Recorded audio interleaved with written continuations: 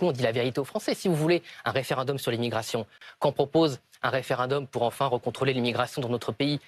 Moi, quand je me balade dans le quartier juif de Paris, il y a de nombreux compatriotes juifs qui viennent me voir et nous disent « Si c'est pas vous, si c'est pas Marine ou Jordan Bardella, on fera l'ALIA ». Je veux dire, François Bayrou, il a fait 2 campagnes présidentielles. Vous croyez qu'il découvre qu'il y a un problème avec l'immigration incontrôlée dans notre pays? Combien vous arrivez, selon vous, à économiser sur l'immigration et comment? 18 milliards. Ça veut dire que des Français de confession juive, qui sont Français depuis tellement de générations qu'ils ne sont même pas capables de le savoir eux-mêmes, veulent quitter le pays de leurs ancêtres et le pays pour lequel leurs ancêtres se sont battus. L'AME, par exemple, l'aide médicale d'État, c'est un privilège qu'ont même pas les étrangers, d'ailleurs en situation régulière, qu'ont les clandestins. Et après des logements, des 15 000 € par an, consacrés à chaque demandeur d'asile dans les hôtels français. Ça, c'est un avantage que vous n'avez pas. Si vous êtes Français, que vous êtes SDF, vous n'avez pas une chambre à l'hôtel. Et jamais notre pays n'a été aussi gangréné par les haines, par l'antisémitisme, par l'homophobie, par la misogynie et par la haine de tous contre le tous. Les règles changent, sont terminées.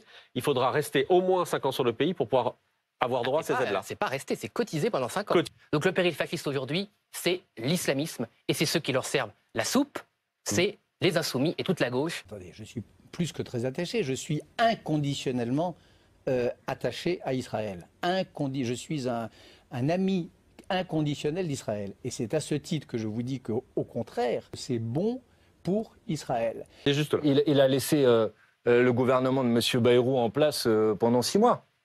Et à cause de cette décision, comme je le disais... Un peu plus bienveillant avec lui durant ces 8 mois à Matignon. Mais 8 motions de censure durant son bail à Matignon, auquel vous ne vous êtes jamais associé. On n'a pas la majorité absolue. On a même une obstruction manifeste des macronistes à l'Assemblée nationale et le Rassemblement national, dont on n'a toujours pas compris de quel côté de la justice sociale ils se situaient. Parce que alors eux, il y a leur programme et puis il y a leur vote à l'Assemblée. On ne veut pas mentir aux Françaises et aux Français. Nous, on porte un projet de rupture.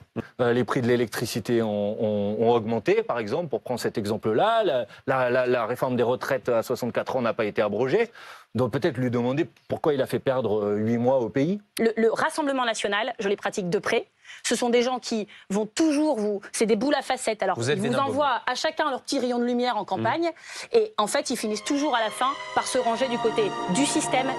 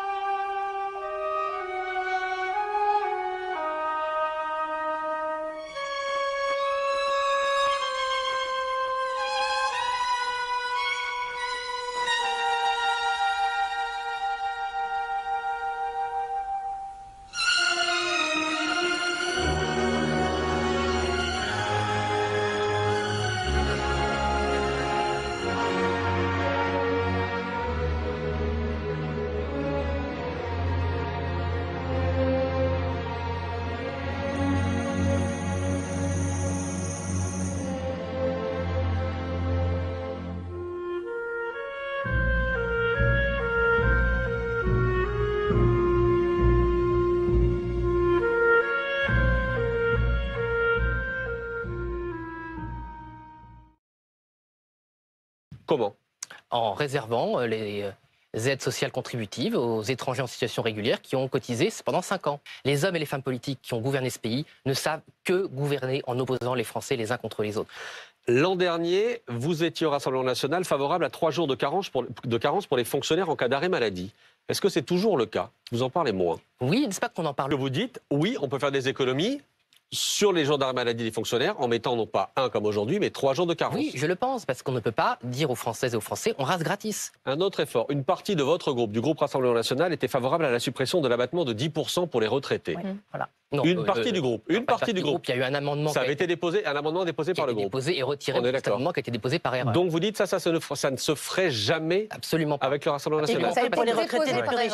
Juste Il y a quand même un RN qui l'a déposé. Voilà. Oui, mais ça arrive. Vous savez, moi, je ne suis pas parfait. Moi, je sais que tous les hommes et les femmes politiques, enfin beaucoup, prétendent toujours être parfaits, ne jamais faire d'erreur.